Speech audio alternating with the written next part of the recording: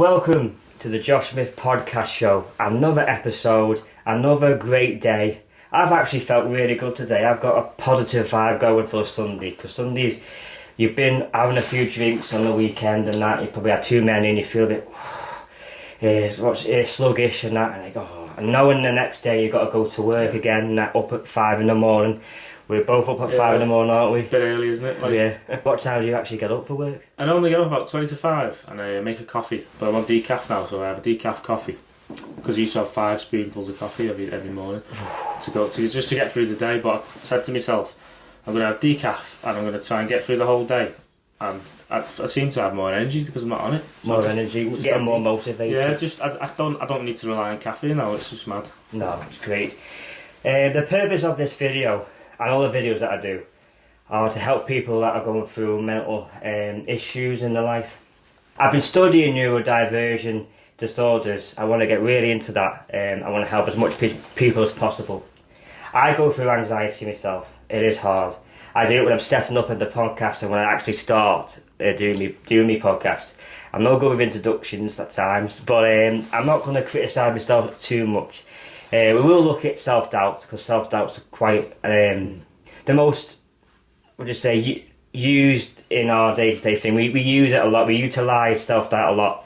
I've done it loads of times with you. Yeah, especially lately. Yeah, self-doubt. You think you might think you're not good enough, or we're doing something right or wrong. It's like one of them, isn't it? Because we sort of help everyone else out, don't we? We sort of like, if someone's off, we'll help them, won't we? Yeah. And we tend to do numerous jobs. It's a lot of pressure, isn't it? Like all different, because you do a lot of different things, don't you? And you go different places and work, and it's a hard graft, isn't it? But it's hard. Yeah. You cover all aspects, don't we? When someone doesn't come in, or just that sort of thing, isn't it? I did mention his name's Connor. I did introduce him, Connor Obrien, but we're like high school friends. We've known each other years, haven't we now? We have, but you remember the years. Yeah. And I can't, for some reason, I might go blank. I'm terrible for it. But how many years have we known each other now? It's about, we met each other in 2007, but it was like September 2007. And when we got on there, we used to get a bus to school every morning. It was like, not like an Arriva bus, it was more like they come pick you up outside your house. And I think you were on the bus.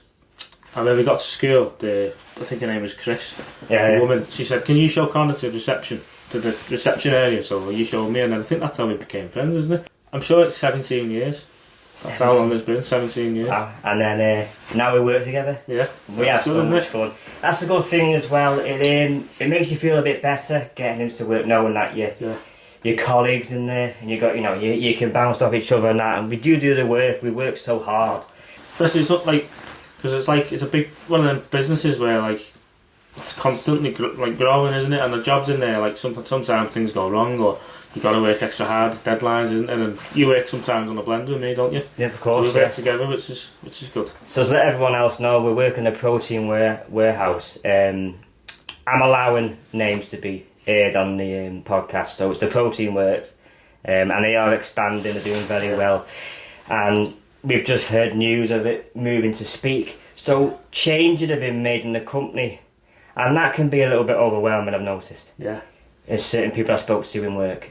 The big change, everything else will probably still be the same. We'll know how to do our jobs, but it's the change, it's where we're going to be, it's the atmosphere. Dynamic and everything. Yeah, and that can change. In your mind with all that, what's your intake on all that? I've always done support work. 4 or 5 years I've done support work. So I've come into this job, and I've been here. I think I worked it out last night. 2 years and 6 months I've been in Protein Works now. It's a long time, that, isn't it? It's flew by, but I like that. When I first started, I'm just used to where it is now. Yeah. Like in Manor Park, I'm used to it now, and like the people there, and like we work together well. So I'm hoping the dynamic doesn't change too much when we go to Speak. Like, just I hope it stays the same. New equipment and everything, but I hope the dynamic stays the same, really. Yeah, definitely. Not too much change, because too much change sometimes it's like you don't want that there. No. I mean, there's been a lot of changes in your life, and there's not been. Yeah. Like I say, this one might be a little bit trigger quite a few people. On my latest video, I did a bereavement video and that, and it's very taboo. It's hard to discuss it. Hoping I could discuss some of it to you. If anything else, just give me the little warning, the little nod or something, the little tap. Hasn't been the best year for you? No, it started out, well, we were only 3 days into 2025, and on the 3rd of January I found out my mum had passed away. And it was just a bit like, I was thinking, at Christmas, the end of Christmas, it was like, it's going to be a great year, 2025 is going to be a bit box, but it started off 3rd of January, and the whole year has been ruined now. Just feel a bit unlucky, and so it's like, I'm just like, looking forward to 2026. I haven't lost anyone. I say I haven't lost anyone, I was too young to understand losing my granddad Jack. Yeah. So I can't get that emotion of grief. I said to Victoria, people try and find it hard to grieve because they've got so much planning to do. Yeah, it's like that's like the 3rd of January she passed away, and with our work, like I think with a lot of works, they only give you. I had 5 days grieving. That's all they paid it. I called my manager up, said my mum's passed away. He said, so sorry to hear that. Take the rest of the next week off, and I'll get in touch with you after. So I had 5 days off, but I had to have 2 weeks off because I think I couldn't have gone back after 1 week just mentally, because I have a little boy as well. So that's like I've just kind of brushed it under my mind, and I've just gone like looked after him, kept myself busy. But now it's kept up. That I've got her ashes at home now. It's real. She's passed away, and now it's all the anxieties. It's just come on top of me, as well as work, and I'm being a dad as well. But yeah, it's been quite hard, and it's just like life's gonna be tough, can't it? But there's been perks as well. There's been an uplift. There's been something exciting. Like you just mentioned, being a father. Yeah, that's brilliant. Yeah. It's your first time. First time, yeah. They don't give you a book on this, by the way, people. No. On how to raise kids. 15 months he is now. So he's growing. He's walking, and he's adapting, is that the word? Adapting, yeah. Obviously I come round as well and see his bright smile and that. Yeah. He's got a different smile now though, he's got a kid smile. Yeah, he does, they do mad things, kids don't use the faces, he does that, I don't know what he goes. He likes to do that, that's like a little smile, I think he thinks he's smiling. Yeah. Just roll with it like. And he's starting to nod now, he's starting to like understand certain words being used in the environment. It's got to be tough. Yeah. Dads out there that are watching, mums out there that are watching, it must be tough parenting. Yeah, it's hard, especially when you're like a first time parent. Like you get used to it, like the things you do in the way, because every parent has a different sort of style of parenting. Some people judge others for it, but there shouldn't really be any judging. It's just like you've got your way of doing it, and some people like letting a parent, like kids watch the telly, like Cocomelon Lane and all that. But we've started like not letting them watch Miss Rachel and stuff like that, because we've noticed he's starting having behaviours when he's watching it. So now we're trying to let him watch other stuff that's more like, like singing and nursery rhymes and stuff like that. Because every time she's not on the telly, he'll scream at the telly and want to watch that. Thanks, Miss Rachel. Like, if you're watching this, thanks very much. Yeah, distraction. That is another thing that I've done it. I've been distracted. I've been on my phone because social media. It's also the pros to cons with social media. It's took over the world now, isn't it? Social media. You can't go out, especially with the world that's going on now. It's like there's just all sorts happening, isn't there? Like in America and with the Ukraine and all that. Makes you. That's one of the reasons what scares me about bringing Harrison up, because the way the world's going at the moment, it's like this generation. It's has to change. Yeah. The generations have to change and that. And AI. I like mentioning about AI. I like asking questions to certain guests. What's your views on AI? I'm not a massive fan of it really, because it's like, well, I wasn't born in like the 70s or before, but we've done so well. If you look back at all the history books and that, humanity was pretty great, wasn't it? And then AI's come along and we don't do anything ourselves anymore. It's all like technology. You see people in the streets and they're walking in front of you and they're bumping into you because they're not looking where they're going. But AI, it's like, it's supposed to be doing everything for you, isn't it? Like acting. I think a while ago they had strikes, didn't they, all the actors in America, because companies wanted to basically use their face, so they didn't have to employ them as actors. So, but then that's their job's gone, then, isn't it? It's like just taking their face and putting it on a bot. They're expanding about China, and they love technology. I said to one of our friends that works in the posting works, he's a big believer with technology and that, and Yeah. how it expands. And but he said China, they love creating. They're trying to make an actual robot Oh. AI, but there's a specific name for them that's not coming on. That's not coming out of my mouth at the moment. I'll go with iRobot. Yeah. It makes Great it film, just easy. Well, good film. We're a good team, aren't we, when we're working together? That's it. We've always we've been on holidays together, haven't we, with your mum and the family and stuff. And I like I see you as family as well. Yeah. And then we've done that, and then we've been to school, and then we work together now as well. So it's like we've been through so much. There's so many stories, memories and stuff like that. And when we were a bit younger, we were going for a few drinks down the old town. When it was back in the old town, when they had the Bar Bananas and JD Bar, Rockwell's. It's all changed now, hasn't it? Do you remember that group of us? We went going to Rockwell when the American Diner was there. Yeah. It's just all going as a group like that. It was something of an 80s film. We were all dressed differently and all that. Bobby, we had loads of people. We were going to name off the other Connor, Joe as well. Yeah, but we all went to Rockwell's. We used to hang around the shopping city as well, like back in the day, and there was like. It wasn't 2000s, but it was like 2010s, and we used to like drink Monster and hang around the shopping city fields and go to the library, and we just hang around all day and do that, and it was quite like nostalgic. We played Manhunt on the field as well. So that's what I mean. Our childhood was a proper childhood. Yeah. Building dens. There was no Kirby. phones, was there? I didn't really have a phone. There was phone, but they weren't like how they are now. It was like, and it was Snake that I played on the phone. When I was playing games, because I don't bother now with all this new stuff that's on the touchscreen phones and that. But Snake. Sony Ericsson. Ericsson. Yeah. I had an iPod. The very first iPod. It was the same as my phone, but it was an iPod, and I used to download all my music onto it because there was no Spotify back then. no streaming. No. Oh my god, no streaming was about. It was just downloading. Sony Ericsson, yeah. I do remember the colour. I'm sure it was a purple. Was it purple blue? Purple, or wasn't it orange as well? I think it had different colours. Yeah, they started making. I was on this big one. It was tiny. It wasn't that big. Now they can't fit in your pocket. No. I remember getting the iPod for Christmas. And I think on Christmas Day, I downloaded all my songs from the computer because you had to plug the USB into my phone and put them onto your iPod. And I just went out for a walk because I had an iPod. So I just walked around the shops, listening to my music and everything. And it was nostalgic. It was quite good. So now we looked at the kidulthood of Connor. What was the teen life like? It was quite good. I had quite a good childhood. My mum didn't have much money when I was growing up. From when I was younger and teens and stuff, so sometimes we struggled. And when she was working, it was better than I got a job to help out as well.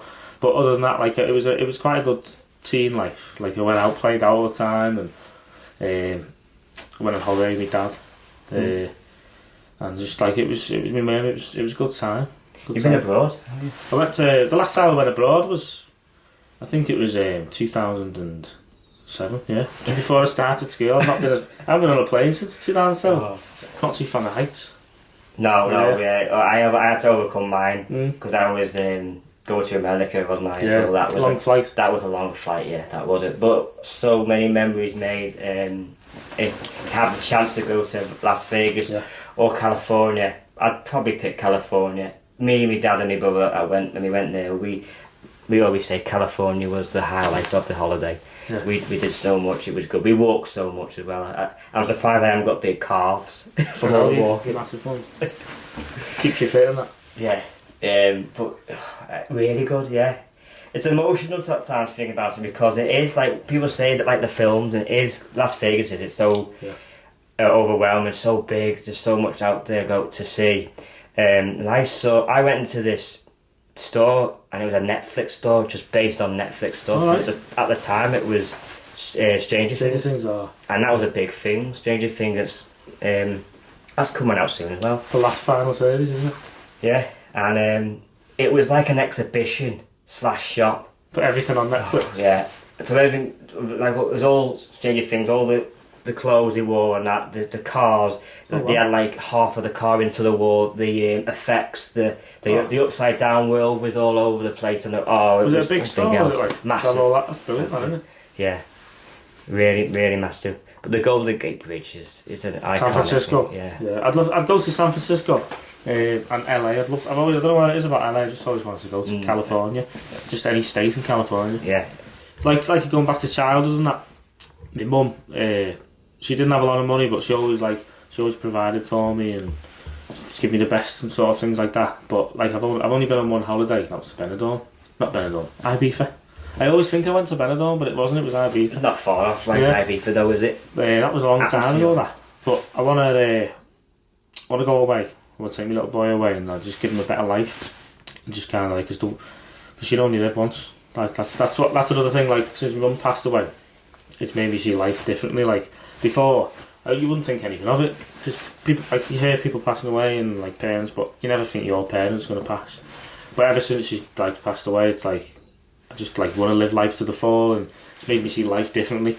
And it goes dead quick. Like I'm 30 next year. and like, it just goes mad, doesn't it? I am. So, yeah, You're 31 next year, are you? Yeah, I'm 31, aren't I? I'll be 31 in June, yeah. 30 now. But, and that's 31's creeping up. That's gonna... God, that's not far off. June, guys, June. Yeah. June. You doing anything for it? What are you going to do? I don't know what to do. We'll have to sort something out on that. It'd be good to try and get away. Nothing too far. A little holiday. That's a nice little holiday, yeah. Because that's another thing as well. We tend to escape from all the normality. Yeah. And when we go on holiday and we just embrace their culture and we just literally change again with your mindset changes completely. You're in a different country. The weather's blaring hot. It's like when the Americans come over here. It's new to them, but suppose it's like, why are you coming over here for? It just makes you say, why do you want to come to our country? But then when we go over there, they're probably saying the same. But it's different cultures, isn't it? Yeah. And experiences, weather, talking to different people and different cities as well, isn't it? Definitely, yeah. It's just good to take in. Really is good to take in. But I think we do escape from the reality. Yeah. You know, we want something a bit different. The everyday normality that we do. You were talking to me earlier on before we started recording about depersonalisation. Yeah, so I've had it in the past, years ago. So I had my ex-partner, I lived in Shropshire. So I moved down there for a few months, but I didn't have a work. I just kind of was living there. It wasn't the best relationship. So I moved back. But when I come back, I was trying to find work, and I was working on the doors, but that was all I was doing. So I was stuck in a rut. I wasn't going out the house. My mum was going to work, and I was just in the house. So I ended up getting anxiety and depersonalisation, and I've got it now. It went away, and then I've got it since my mum's passed away, only just the last few weeks. And what it is it's like, I think it's the brain's mechanism for coping with anxiety. So I can, for example, I can be sat in here with you now, and then all of a sudden I'll start getting anxious, and then I'll feel detached from my body. Like you'll move your arms and stuff, and you'll feel like you're not moving your arms; it's someone else doing it. And sometimes it'll be like you just feel detached from yourself and not quite. People will be talking to you, and you'll zone out, and you're like certain objects will look at different sides, but it's not. It's all fine. It's just your brain, the way it's coping with all the anxiety and stress in your body, and it can last for a few hours or days. And most recently, since my mum passed away, I've been to doctors a few times, you see, so I've had like a health check. So I've had my blood done, I've had my heart checked, just because it probably is all the anxiety. But when I first had a panic attack about a month ago, I was in a living room, and I was just going through my mum's pictures and stuff, and I was sat there and I felt like, stood up a minute, I don't feel right here, you know. So I carried on looking. And then I went in the hallway and I went into the bathroom and I just stared in the mirror and I was like, I don't feel right here. So I went into the kitchen and Sam was like, my partner, you're alright? I said, no, I feel a bit. I started getting pins and needles in my hands and in my chest, and I started hyperventilating, and she said, you're having a panic attack, because I was going through all my mum's things. But it was weird because before I got my mum's ashes, I wasn't having anxiety, but I think it all come down to it then when I got her and I realised she's home now. Started getting these anxiety feelings, but I started hyperventilating, and ever since then it's not so bad now, but it gave me like a bit of a fixation on my breathing. Yeah. So like me and you, like everyone in the world, you breathe up and down naturally, but whereas I think the doctor said it was your sympathetic nervous system, So because you're anxious, your body's hypersensitive to all emotions. So when I'm breathing up and down, I'm more aware of it. So I feel like if I don't do that, I'm going to stop breathing, or I'll forget how to breathe up and down. But it's a natural thing the body does. So that caused me to like constantly think about my breathing. Yeah, and then it went on to my heart rate, and it's just all stemmed from the mum's passing, really. Yeah, of course. So it's been a bit whirlwindy, you know, like, and that depersonalisation as well. But I'm trying to get better, and because I've got Harrison, my son, he's like keeping me busy as well, because he's growing up fast. So we have a really good relationship with Harrison. Yeah. It's great. It's great, and you, both of you, Sam as well. You both have. He loves you as well. Yeah. Josh, he loves Josh. Yeah. Yeah, it's good seeing it. It's good seeing how he's all gelled together. It's really, really good, and he's gonna grow up to be a good kid as well. I like the newborn phase, mate. A lot of people don't like the newborn phase because it's like, I don't know, like, but I enjoyed it because he slept. He's quite a good sleeper, so he slept for 4 hours on and off, and you'd feed him, and you took him out, and he was perfect, and I enjoyed the newborn phase, like holding him and stuff, and then when they get older, and then they start giving you back chat, don't they? And yeah, he's a character now, like. Look, there's nothing worse than having an argument with your son and that, or your daughter. It would be your son. I'll go with your son for now. And he says to me, "You're having an argument and that," and I go, "Well, go do those dishes," and they go, "Make me," something like that. And I said, "Actually, no, I don't think I'm gonna make it, because he could knock me out." He's quite tall. He looks like he can actually knock me out. I'm not going to make it. No, I'll do. Especially if he's that tall. Yeah. It's like so when you get older and you get like, yeah, go on then, Dad. Yeah. You're like, oh. It's like, have you seen Game of Thrones? Yeah. Do you know the mountain? That tall fella there. I think he's called the Mountain. He's massive. He's probably the size of that pipe up there. And I look at him and I'm thinking, his parents must be petrified of him. Yeah. It's just like, yeah, you can take that. Do you want 20 quid? Yeah, it's 20 quid one shot. I'm 20, it doesn't matter, yeah, I have it. So let's bring it up a bit more now, the positivity. Let's talk about the endorphins, the happy, the happy hormone, the thing that we just love to have. Without it, and when it eases off, I want it back again. And there's loads of things that we can do to help that. And it's mainly the physical activity, so running, and you have gone back into that, haven't you? So I was, before my mum passed away, I was running all the time. And then when she died, it started, I remember the first week of January, you probably remember, it was snowing and icy, so I couldn't go out running. So I got stuck in a rut as well then. And then, so I started running again recently. Just going easy at first, because of me anxiety and stuff, like because of the heart rate going up. But when I'm running, I just forget about what's going on in my body. I just enjoy it, and it does get the endorphins going. Yeah, I get a sweat on, I've got my headphones on, and especially now it's getting warmer weather, I'll be able to go running with my shorts on and just listen to music and just forget about everything for like an hour, half an hour or something. Because I go to the gym. Yeah, you go to the gym. Yeah, I like to keep fit that way, and that. It's just it's the most popular thing people do, isn't it? Yeah. To feel great again and that. But I think we need to keep them endorphins going. I think we need to get really happy again. There's a few people I've been in the company of, and they're not really that happy. It's a mask. Now I want to say that because it's in bold in my mind. You know, if I could get it now and write it down and I'd underline it and bold it, it's mask. People do mask their emotions a lot, and we do it all the time. But men, that is. I'm not being sexist here. I'm just being truthful. I think women can open up more than men. We are trying our best. It's hard for a man, isn't it? There's that stigma, isn't it? Is that the word, stigma? Yeah. Like for men to come out and talk, and you get a lot of like male suicides, don't you? A lot, but it's not really talked about. No, it's not like a taboo thing. Yeah, people think, you know, you're a man, you've just got to go to work and get on with it. Got kids to raise, blah blah. But it still affects your mind, whatever you're going through, doesn't it? And it's just no one really talks about men's mental health, do they? No. And you know what? There's people out there that are doing a great job, and hats off to them. I couldn't praise them enough. I've run out of things to say in terms of praising them. It's like, no, I was saying I actually do go to a mental health group. It's all round a table. We have individual tables It's a bit different, the format. And chairs and that, and we have about quite a few people, 8 to 16 people usually. It's my second time. I'm just going by the numbers from last time and that I went.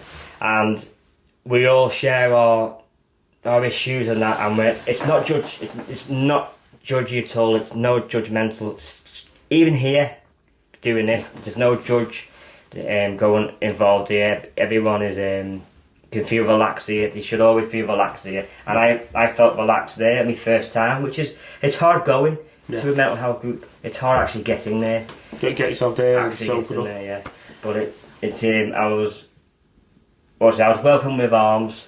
Yeah, welcomed with arms. Because I recently called the doctors up because I was just sat in work and I was thinking I need some sort of mental health help. So I just can't, because you can talk to your family and friends, but sometimes you need a bit of professional help. So I called the doctors up and I got a telephone appointment, and she went through. She's quite a nice woman, but she said the government have cut the funding for mental health now. So she sent me a load of links on my phone to go to and have a little look. I think there's one in the library, Runcorn Library in Houghton Lee, and it's a bereavement cafe, and I think it's the last Wednesday or Thursday of every month. So it's once a month, so I'm going to try that. And Josh goes to one in Frodsham, so I'm going to go along to that as well, which I think would be good. Yeah. The next one I'll come along to that. So hopefully that'll help me a bit, open it up to other people as well. Definitely. And these are the tools that we use. If we utilise these tools that are given to us, it will gradually help us. The weight will just come off our shoulders. We carry a lot of it. Yeah. I don't know what it is with us. I don't know. We're like a Pandora box, but we seal it. We don't open it. Never opens. Pandora's box stays shut for us. We contain it. We're like a container, aren't we? And we don't seem to want to open it up. No, because I was when my mum passed. I went back to work after 2 weeks, but I started noticing that I was having a drink every day. I was having like 4 cans of beer every night. When the baby went to bed and he was fast asleep, I'd put the telly on and have 4 beers every night. And I started relying on it. And because I was coming home and work can be stressful, like, you know, it's all day. You get covered in powder, it's stressful, you come home and then you've got to be a dad. So when I went to bed, I was thinking about my mum, and I had all these things going in my mind. I was like, I'm having a drink. But then I started realising this isn't healthy for me. So now I'm not drank for a while now, and I can control it now. Whereas I couldn't then, really. And now I have like 1 or 2 now and again. I don't have a drink every night and controlled, you know, like I just buy like 1. Yeah. And I'll just have that one. But I think that's why it's good to talk about it and get out there as well, because it's like, if you bottle it up inside, you turn to the bottle, don't you? In a weird way. It's a good way of putting it, yeah. They say it's an antidepressant. Yeah. But it doesn't make you feel any better the next day, and it's not making, like you say, you're quite healthy. I've seen what you have in terms of food and at lunchtime, and that you're quite healthy, and you have protein shakes and even down to the drinks as well. You have certain milks. Yeah, I have. I've noticed you have different milks as well. I don't have full fat milk now. I have like soy milk or oat milk, and in the morning I have probably plug product there. I have Super Greens from our place as well. They're alright, you know. I have one of them every morning and a meal replacement, but I don't have the meal replacement from Protein Milk. Sorry about that. That's from somewhere else, but I have that every morning, so when it gets to break time, I'm not that hungry, so I bring some noodles in or something. You know, like them spicy ones you get. Yeah. And B&M's, I'll have them, and then when I get home, I'll have a protein shake, and then I'll have my tea. And then I normally have like a snack in the evening. But when my mum died as well, I didn't think it was a thing, but I was eating like a lot of rubbish. I was nearly swollen, and I was eating a lot of rubbish. Right. Yeah, like chocolate and crisps, and I put a bit of weight on. I think it was like comfort eating. And then I started having a drink and stuff. So now I'm eating healthy, and like I'm not drinking as much. I'll have a 0-0 when I go out or something. And how's your emotions been? Obviously, because they'll spiral with all the news you've heard. But how are you doing now? A little bit better. Yeah. I still have my days where I wake up and I don't feel a bit out of it, or I feel like I don't want to talk to a lot of people, but I feel like I'm getting there in a tiny bit. I think it's been about 3 months now, but I'm hoping like these mental health groups will help, and every day like last week I had a good week. That was alright last week, and then this week I've had like half a good week. Yeah. So it's like hit and miss every day, really. Yeah, like a roller coaster, isn't it? Yeah. Or the sea story, remember that ship not seesaw, sorry. Goes like that. But did you still do the same thing, still the same motion, but it was a ship that used to do this? Oh yeah, As a kid, swings up and it down. starts off like that, and then it builds up gradually, and that's like life. That's what it does. So how did you feel with this podcast? It was great. Yeah. I think what you're doing is really good. You know, it's for the mental health, and I'd forget what to if I was interviewing someone, I'd forget what to say. So it's really good what you're doing. I've enjoyed it. Yeah, It's good because you don't feel like there's a camera there. You know, you're just kind of talking like we've known each other for a while as well. So yeah, it's been good. This is a journal. I've decided to add this into the podcast and that. So what I want to do is get my guests to write down how they've been feeling after the video. This is a really good tool to use. I do recommend people buying it. So what's in this book, if you want to know, because it's just showing me the front cover. Basically, all it is it will say things like, start each day with positivity, and you listing 3 things that you're grateful for today. Or it could be last week, you could put down. And your overall mood. So if it's a moderate face, happy face, or sad face. And then next one is what's worrying you today. I won't go into so much detail with that, because it is something I recommend you buy and that. Where did you get that from? Got that from W. Smith's. That's good, isn't it? It's good that they sell things like that. But how did you feel today with it? I felt really good. Yeah, it was good to talk about things and open up. And I forgot I was on a podcast. Really, you're just talking, aren't you? It's good. I've enjoyed it. Yeah. Thanks for having me on as well. No, it's fine. If you've got any advice to give to anyone, anything on top of your head or anything like that. No matter what you're going through, or good or bad, just don't bottle things up and always talk about things, whether it's your family, your partner, your friend, because it leads to other unnice things, you know, like drinking or anxiety, depression. Especially if you lose someone. Like, life can be hard, can't it? But it can be cruel sometimes. But it's what you make of it, isn't it? Yeah. We're only here once, aren't we? So like, enjoy it. That's what I've learned. Well, you've made good views throughout the video and that, and like you say, life is short. So if there's something you want to do it. Tick it off your list. Absolutely. The bucket list. We'll go and get a coffee now. Yeah. Hey, nice one, thanks.